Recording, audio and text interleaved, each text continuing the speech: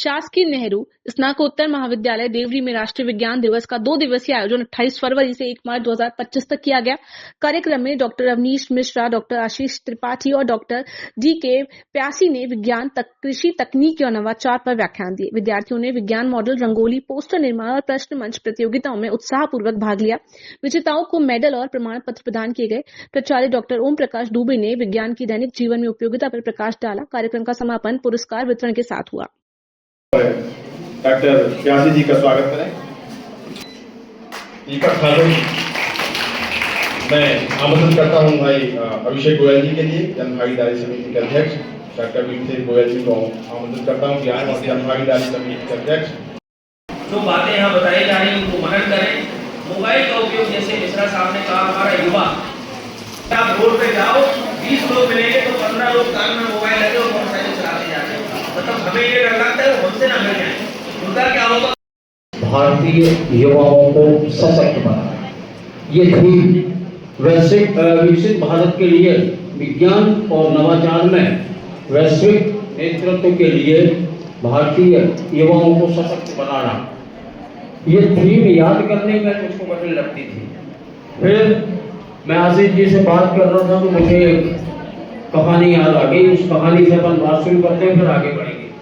मैं जब बचपन में स्कूल जाता था तो मेरे सर थे श्री गुप्ता जी अक्सर कहानी सुनाया करते थे। उस कहानी का शीर्षक है सोने के कटोरों में नाती दूध पिए और मैं आंखों देखूं। ठीक, एक निर्धन बूढ़ी औरत थी, आंखों से भी अंधी थी और उसके यहाँ जो एक पुत्र था, पुत्रवधू थी, उनके यहाँ कोई संतान नहीं थी। वो निर्धन औरत शिव परिवार, भगवान भोले शंकर जी का परिवार, जिसमें गणेश, कार्तिकेय, पार्वती जी सब सम्मिलित थे, उनकी बड़ी भक्ति करती थी। भक्ति करते करते भगवान शिव प्रसन्न हुए। उन्होंने कहा कि वरदान मांगो। उसने कहा आज नहीं, हम कल मांगेंगे। कल इसलिए मांगेंगे कि हम सलाह कर लेंगे क्या मांगना है। मांगने के लिए उसने जब सलाह शुरू की तो किसी ने कहा कि तुम दिखाई नहीं देता है तो अपनी आंख मांग लो। किसी ने कहा कि तुम निर्धन हो, तुम धन मांग लो। किसी ने कहा कि तुम्हारे पुत्रवधू के यहाँ बच्चा नहीं है, तुम बच्चा मांग लो। और वो झगड़े में पड़ गई कि क्या मांगे, मांगना एक ही वरदान है। तब शिव परिवार के दूसरे सदस्य गणेश जी ने आकर के उसको कहा कि अम्मा एक ही बार में सब कुछ मांग लो। बोले कैसे मांगेंगे। उन्होंने कहा आप कहो कि सोने के कटोरा में नाती दूध पिए और मैं आंखों देखूं। सोने का कटोरा तब होगा जब धन धान्य होगा, नाती तब होगा जब उस पुत्र और पुत्रवधू के यहाँ बच्चा होगा। ठीक है, तो वो सारी बातें और आंखें से तब देखेगा जब आंखें होंगी।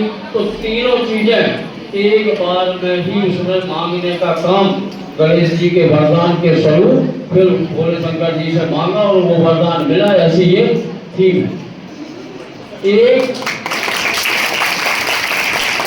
वाक्य के अंदर इतनी सारी चीजों को सम्मिलित करने का प्रयास किया गया है। इस विषय पर बात करते करते कई घंटों बीत जाएंगे।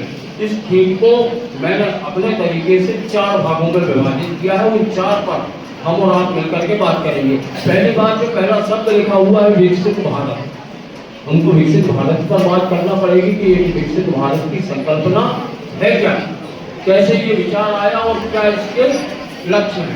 फिर दूसरा, उसमें विज्ञान और नवाचार का क्या उपयोग कर सकते हैं और विकसित भारत बनाने में हम उस कार्य की सिद्धि कर सकते हैं।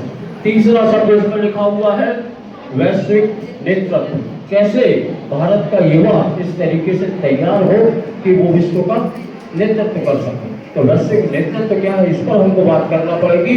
और सबसे अंत में जो वहाँ लिखा हुआ है भारतीय युवाओं को सशक्त बनाना, तो भारतीय युवा इस समय क्या संख्या है उस पर बात करें और कैसे उनको सशक्त बनाया जा सकता है, इस विषय पर बात करें। तो ऐसा आप इस थीम को सोने के कटोरा में अलग, आंखों देखे में अलग और नाती में अलग, ऐसा विभाजित करके इसको सुनने और समझने का प्रयास करिए। सबसे पहले हम विकसित भारत पर बात करना शुरू करेंगे।